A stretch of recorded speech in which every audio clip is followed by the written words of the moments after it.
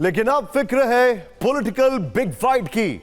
आज की political big fight दो ऐसे राजनेताओं की है जो कि थे तो दो अलग अलग स्टेट्स में, लेकिन तीर वहां से एक दूसरे के ऊपर चलाए जा रहे थे। फिक्र की राजनीतिक फाइल्स में अब चर्चा चुनावी राज्य हरियाणा और जम्मू कश्मीर की है, जहां आज प्रचार के मैदान में देश के दो सबसे बड़े दिग्गज एक साथ उतरे। इनके आते ही राजनीतिक तापमान एकदम हाई हो गया है। प्रधानमंत्री नरेंद्र मोदी और नेता प्रतिपक्ष राहुल गांधी। प्रधानमंत्री मोदी ने आज हरियाणा में पहला चुनावी दौरा किया तो जम्मू में राहुल गांधी ने रैली की है। इनके भाषणों के बाद दो शब्द ट्रेंड करने लगे हैं, दामाद और दर्जा। हरियाणा में अभी प्रचार चल रहा है। भाई जम्मू कश्मीर में आज दूसरे चरण की वोटिंग हुई है। इस खबर पर आगे बढ़ने से पहले आपको पीएम की रैली का वो हिस्सा दिखाते हैं जो शायद आपसे मिस हो गया हो। प्रधानमंत्री जब भाषण दे रहे थे तब सामने एक युवक हाथ में उनका पोस्टर लेकर खड़ा था। इस पर प्रधानमंत्री मोदी ने मन से उस युवक को कहा, क्या कहा आइए पीछे लग देना, पीछे अपना। बेटे आप बहुत बढ़िया चित्र बना के लाए हो, लेकिन ऐसे खड़े रहोगे तो थक जाओगे। आप मेरे लिए लाए हैं, चलिए मैं मेरे एसपी जी को कहता हूं, वो आपसे वो फोटो ले लेंगे। पीछे अपना नाम पता लिख लेना, मैं आपको चिट्ठी लिखूंगा। अपना नाम पता पीछे लग देना। अंग्रेजी में ऐसे लम्हों के लिए कहते हैं पीपल कनेक्ट। People connect.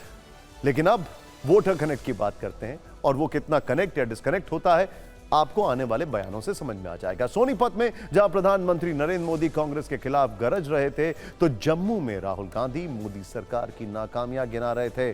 दोनों नेताओं के बीच भले ही 550 किलोमीटर की दूरी थी, लेकिन टक्कर एकदम नजदीकी थी। पीएम मोदी ने आरोप लगाया कि कांग्रेस ने हरियाणा को दलालों और दामादों के हवाले कर दिया है। उन्होंने कहा कि जम्मू कश्मीर में कांग्रेस फिर से आर्टिकल 370 लाना चाहती है। जम्मू में राहुल गांधी ने कहा कि अगर इंडिया गठबंधन की सरकार बनी तो जम्मू कश्मीर को राज्य का दर्जा दिलाने की गारंटी देते हैं। पीएम ने कहा कि भारत में बड़ी कंपनियों का निवेश बढ़ने से नौजवानों और किसानों को फायदा होगा। तो राहुल गांधी ने आरोप लगाया कि जम्मू कश्मीर के युवाओं को रोजगार नहीं मिल रहा है। प्रधानमंत्री ने कांग्रेस की तुलना शाही परिवार से करते हुए उसे देश में भ्रष्टाचार की जननी बताया। तो राहुल गांधी ने अडानी और जीएसटी का मुद्दा उठाया। मतलब हरियाणा में पीएम ने कांग्रेस के खिलाफ परिवारवाद और भ्रष्टाचार वाले आरोप लगाए, तो राहुल गांधी ने रोजगार और इकोनॉमी का मुद्दा उठा दिया।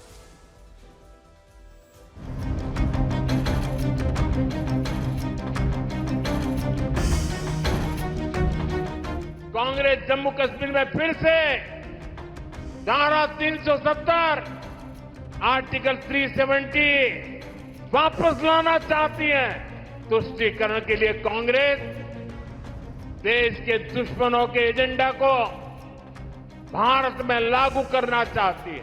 हम पहला काम, जैसे ही इंडिया गठबंधन की सरकार बनेगी, जो बनने जा रही है, पहला काम हम जम्मू और कश्मीर के लोगों को स्टेटहुड देने का करेंगे।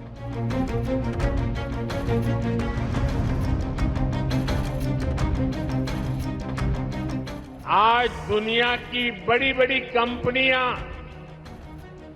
भारत में निवेश के लिए यहां अपनी फैक्ट्रियां लगाने के लिए आतुर है।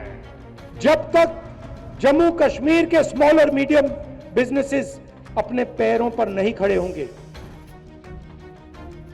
तब तक इस प्रदेश में, इस यूनियन टेरिटरी में रोजगार नहीं मिल सकता।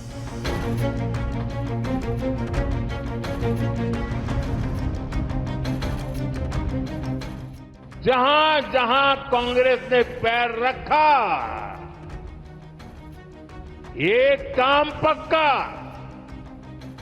करप्शन करप्शन करप्शन, भ्रष्टाचार भ्रष्टाचार भ्रष्टाचार, भाई भतीजावाद भाई भतीजावाद भाई भतीजावाद। हिमाचल का सेब अदानी के हाथ में, जम्मू कश्मीर का सेब अदानी के हाथ में,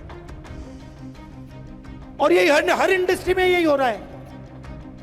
एयरपोर्ट में जाते अडानी टैक्स, पोर्ट में जाओगे अडानी टैक्स, मोबाइल फोन चलाओगे, अंबानी टैक्स। भारत करप्शन, परिवारवाद से मुक्त होकर तरक्की कर रहा है। गलत जीएसटी ने छोटे बिजनेसेस को खत्म कर दिया। ये सब सुनने के बाद एक विषय बार बार हम सभी जर्नलिस्ट के लिए शोध का विषय है कि जनता अपना मन बना चुकी होती है या इन बयानों से उसको कोई बहुत बड़ा फर्क पड़ता है। सोचने वाली बात है। राहुल गांधी ने जम्मू के बाद बारामूला में भी प्रचार किया। उनका यह प्रचार जम्मू कश्मीर में दूसरे चरण की वोटिंग के बीच हुआ है। आज दूसरे चरण में 6 जिलों की 26 सीटों पर मतदान संपन्न हो गया है। लोग सुबह से ही वोटिंग के लिए मतदान केंद्रों पर पहुंचने लगे। पहले चरण की तरह दूसरे चरण में भी वोटरों में उत्साह दिखा। कई पोलिंग सेंटर्स में भीड़ नजर आई। कहीं से हिंसा की कोई खबर नहीं आई। आज के मतदान की खास बात यह रही कि कई देशों से आए प्रतिनिधि मंडल इस पल के गवाह बने। यह दल विधानसभा चुनाव के दौरान जम्मू कश्मीर में कई जगह गया है। राजनायकों ने बडगाम और श्रीनगर के कई पोलिंग बूथ का दौरा किया, मतदाताओं से बातचीत की। जम्मू कश्मीर में चुनाव की जो व्यवस्था है उसकी विदेशी राजनायकों ने तारीफ की है। हालांकि उमर अब्दुल्ला ने विदेशी दल के दौरे पर सवाल उठाए। आज की वीआईपी सीटों में गांदरबल और बडगाम की चर्चा ज्यादा रही। दोनों सीटों से उमर अब्दुल्ला चुनाव लड़ रहे हैं। 2 सीटों से गांदरबल उनके परिवार का गढ़ रहा है। दूसरे चरण में इन दोनों सीटों पर वोट डाले गए हैं। जम्मू कश्मीर में शाम 7 बजे तक 54.18% मतदान हुआ है। वहां 72% वोटिंग के साथ टॉप पर रियासी रहा। अगर वीआईपी सीट की बात करें तो गांदरबल और बडगाम दोनों जगह लगभग 60% वोट पड़े। यह उमर अब्दुल्ला की सीट है। श्रीनगर में 27.62% और पुंछ वहां पर लगभग 72% वोट पड़े। दूसरे चरण के आंकड़े शाम 7 बजे तक हैं। अंतिम डेटा आने पर आंकड़ों में थोड़ा बदलाव हो सकता है। ये ऊपर की तरफ ही जा सकते हैं। जम्मू कश्मीर में पहले चरण में 61% से ज्यादा वोटिंग हुई थी। अब तीसरे चरण का मतदान 1 अक्टूबर को होगा, जबकि नतीजे 8 अक्टूबर को आएंगे।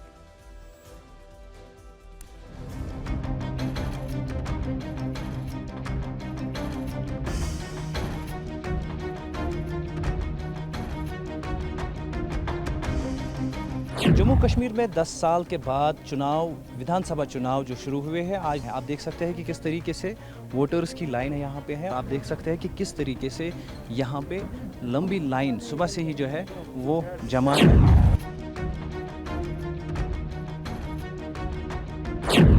जमहूरियत का जश्न है और ये जम्मू कश्मीर है। वो इलाके भी हैं जहाँ पहले कभी वोटिंग नहीं हुआ करती थी, डिफरेंट किस्म की कॉल आया करती थी। और आप देखेंगे अभी कि उन सब जगहों में किस तरीके से एंथुसियास्टिकली लोगों की वोटिंग हो रही है।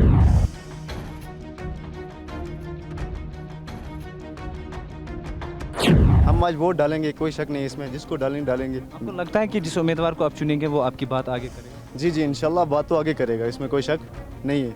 हम वोट के जरिए यही चाहते हैं कि इंसाफ, कोई लीडर आए हमारा ऐसा जो हमें इंसाफ दिलाए, जो हमारे बुनियादी हुकूक देखे।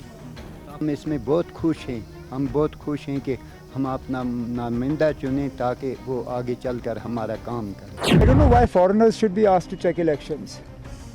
When foreign governments comment, then government of India says this is an internal matter for India.